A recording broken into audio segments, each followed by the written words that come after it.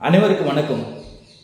இந்த நாளிலே விசேஷமாக நான் என்னுடைய டிவோஷனில் நீதிமொழிகள் 14ஆம் அதிகாரத்தில் 34வது வசனம், நீதி ஜனத்தை உயர்த்தும் அப்படிங்கிற ஒரு வார்த்தையை பார்த்தேன். அதே வார்த்தையை நான் ஆங்கிலத்தில் பார்க்கும்போது justice will exhaust the nation அப்படின்னு சொல்லி இருக்கு.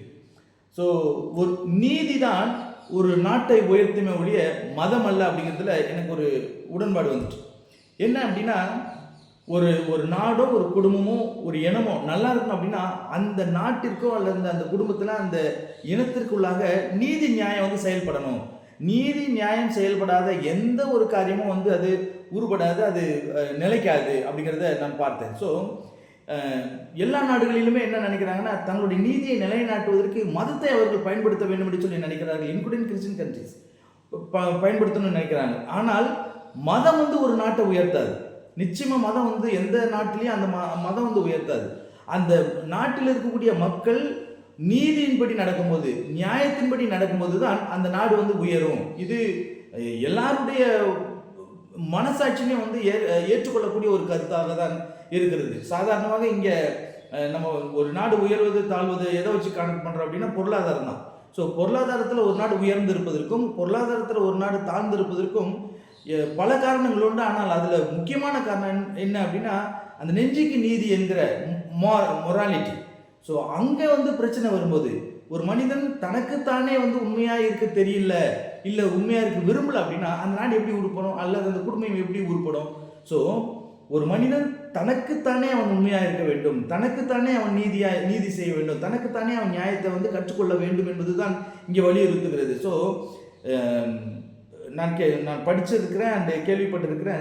பல மேலை நாடுகளில் விசேஷமாக ஹாலண்டுலலாம் பெரிய பெரிய சூப்பர் ஸ்டோரில் சேல்ஸ் கேர்ள்ஸ் நிறையா இருக்க மாட்டாங்க. இப்போ இங்கே நம்மளுடைய இந்தியாவில் இல்லாட்ட தமிழ்நாட்டில் எடுத்து பார்த்தீங்கன்னா, நம்ம சரவணா ஸ்டோர் எடுங்க, அங்கே வேலை பார்க்குறது ஒரு 2000-3000 பேர் கிட்ட வேலை பார்ப்பாங்க.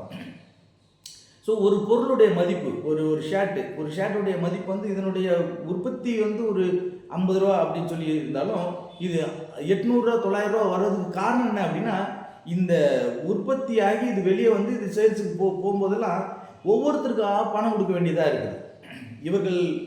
இவர்களை பராமரிப்பதற்கு ஒரு சூப்பர்வைசர், அந்த சூப்பர்வைசரை பராமரிக்கிறதுக்கு பார்த்துக்கிட்டே இருக்கிறதுக்கு ஒரு மேனேஜர், அந்த மேனேஜரை பார்த்துக்கிறதுக்கு ஒரு டைரக்டர், அந்த டைரக்டர் பார்த்துக்க ஒரு செக்ரட்டரி, இப்படி ஒருத்தர் பார்த்துக்கிறதுக்காகவே செலவு பண்ண வேண்டியதாக இருக்குது. ஸோ அவர்களுக்கெல்லாம் இந்த சட்டையிலிருந்து தான் காசு எடுக்க வேண்டியதாக இருக்கிறது.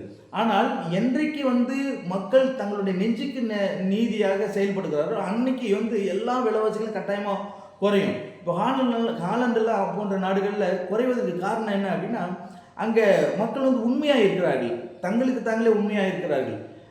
கேள்விப்பட்டது தான், படித்ததும் கூட. அங்கே இருக்கக்கூடிய சூப்பர் ஸ்டோர்ஸில் ஆட்கள் சேல்ஸ் கேர்ள்ஸ் இருக்க மாட்டாங்க.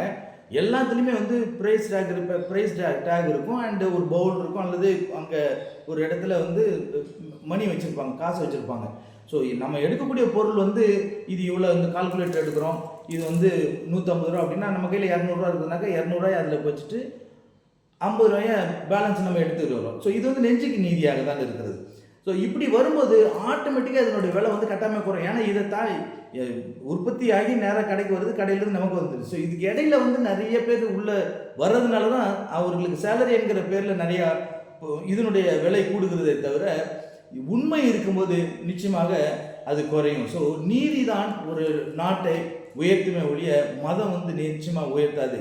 ஸோ இன்றைக்கு எல்லா நாடுகளிலுமே எதையாவது ஒரு காரியத்தை மையப்படுத்துகிறார்கள். அது மூலமாக அவர்கள் அரசியல் அறுவடை செய்கிறார்களே ஒழிய ஆன்மீகத்திலேயோ அல்லது ஒரு தனி மனிதனுடைய வாழ்விலோ எந்த விதமான ஒரு உயர்வோ எந்த விதமான மேன்மையோ கிடையாது. ஸோ நீதி இருந்தால் அந்த நாடு நிச்சயமாக ஆசீர்வதிக்கப்படும், அந்த நாடு நிச்சயமாக உயரும். ஸோ நம்மளுடைய தேசத்திலும் அட்லீஸ்ட் யாரெல்லாம் அந்த மாதிரியான ஃபீல் வருதோ அவர்கள் செயல்பட ஆரம்பிக்கும் போது நிச்சயமாக ஒரு பெரிய மாற்றம் நம்மளுடைய தேசத்தில் வரும். அது எந்த மதத்தினாலும் வராது. கடவுளை நம்பக்கூடிய மக்கள் அவர்கள் தங்களுக்கு தாங்களே நீதி நியாயம் செய்வதற்கு தங்களை அர்ப்பணிக்கும் போது அந்த நாடு உயரும், அந்த குடும்பம் உயரும், அந்த இனம் உயரும், அந்த தனி மனிதன் உயர்வான். Thank you so much.